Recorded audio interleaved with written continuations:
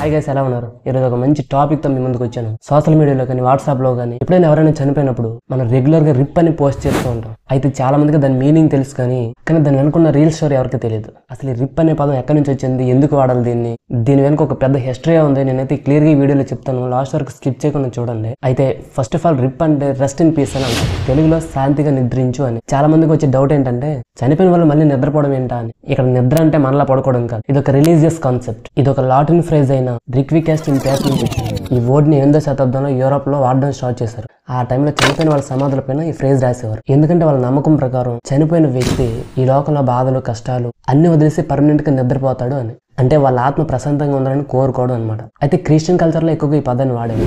వాళ్ళకి ఒక judgement day ఉంటుందని, ఆ రోజు చనిపోయిన వాళ్ళందరూ తిరిగి లేస్తారని నమ్ముతారు.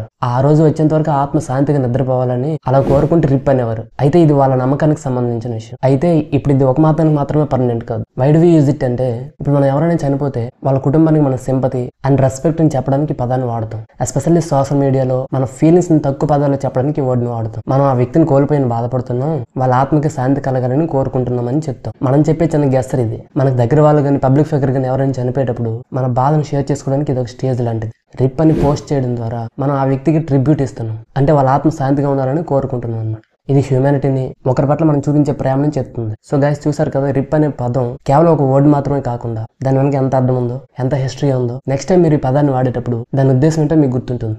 ఇది వాళ్ళ ఆత్మకు శాంతి కోరుతూ వాళ్ళకు మనం ఇచ్చే సిన్సియర్ ప్రేయర్.